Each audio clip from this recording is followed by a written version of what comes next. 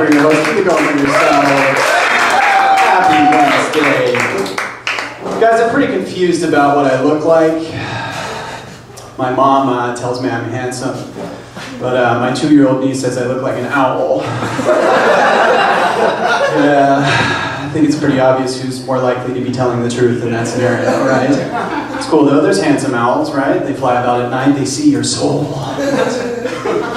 Yeah, I did get a haircut the other day though, and man, I really love getting a haircut because, you know, I love that moment when they turn you around in your chair and you have to look at the back and the sides of your head, and then they turn you back around and you have to give them your approval, right?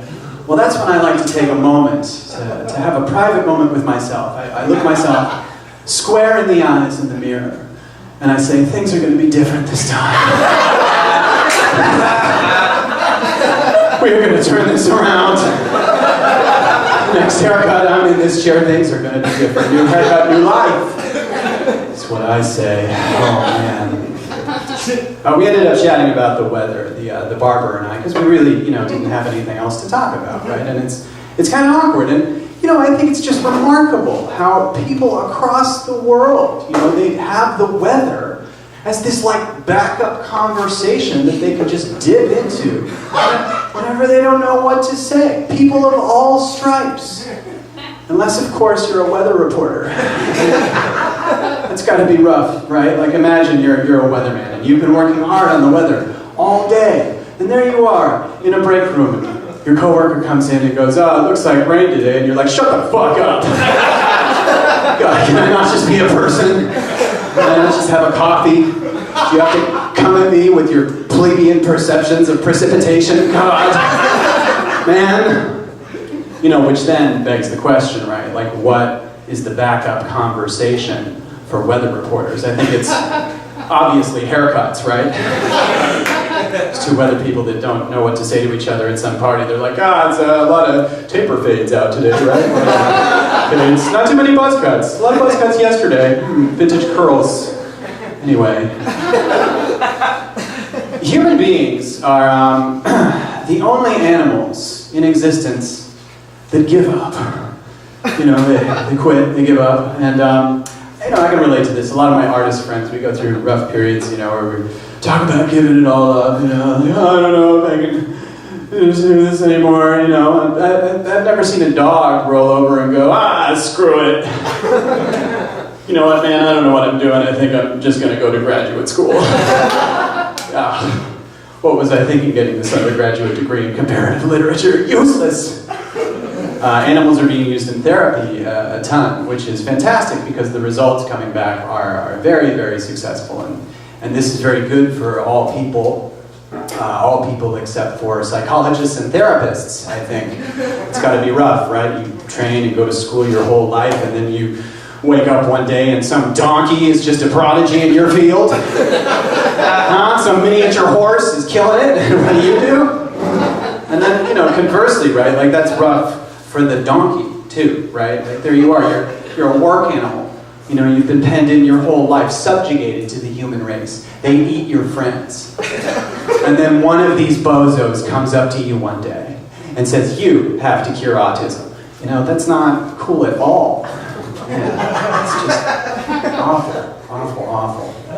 All my friends complain about dating, right? Like everyone in the world complains about dating. And I'm getting a little tired of hearing about people complain about dating because, look, I understand it's hard for strangers to get together and try and connect over like disparate topics like your Netflix queue or whatever like that, but it could be a lot worse.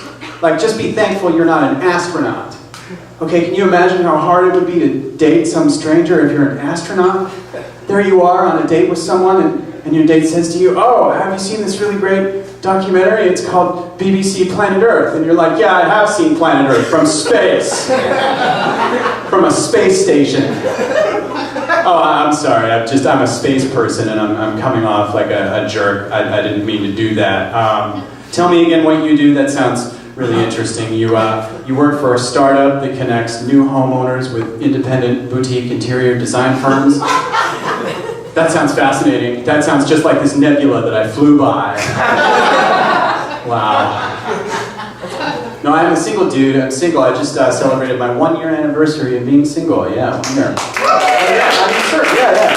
It is like 85. It's cool. And it is a celebratory thing. And I'm still celebrating, but the nature of the celebration is a tiny bit different, like a year later. You know, like in the beginning, it's like, yeah, all right, I'm single, I'm free, I can do whatever I want, let's do this. And now it's like, yeah, all right, I'm single, I can do whatever I want, let's do this. So I am gonna repurpose this half of a leftover tomato from last night's dinner into tonight's dinner. Who knew I could be so thrifty?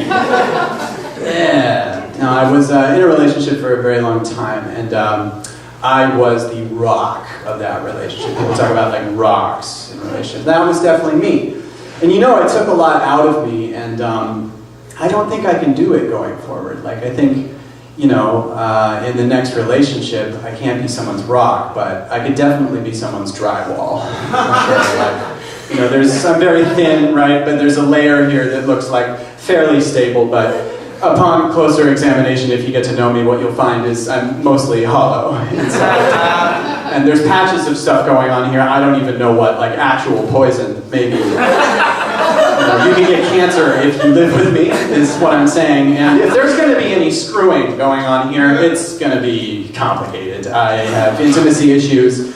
We're going to need a stud finder, is what I'm trying to say. Because there's a stud in here somewhere, but I need help to locate him. You know what I mean? Open the tags, if that makes sense. Just put it out there, open tags. I will say, one thing that I have noticed is single people are consistently, you know, we're more concerned about our breath than couples. I mean, we just are, you know, which is to say being single is very lonely, but it is consistently minty. I will say that. Very, very minty time. My friends and people I know, you know, straight dudes, you know, that get laid a lot, they like to brag about getting laid a lot in a way that I don't really like. You know, they'll say, you know, they'll brag and they'll say things like, oh yeah, tonight, man, I'm gonna put it down, or man, I'm gonna slay the pussy, or man, tonight I'm gonna beat that pussy up. And I don't like it because I think it's, you know, derogatory towards women and it's violent and it's just kind of dumb. So I don't like it. But hey, guys, I'm just as lustful and adventurous as the next person, okay? But I have a bit more of a genteel approach. Which is why when I go out at night, I like to say I'm going to respectfully challenge pussy to a duel. I shall summon pussy to the town square, and we shall air our grievances 50 paces apart.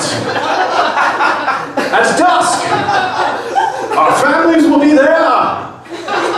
Trumpets will sound. You guys better time to find Chris Loar. Have a good night.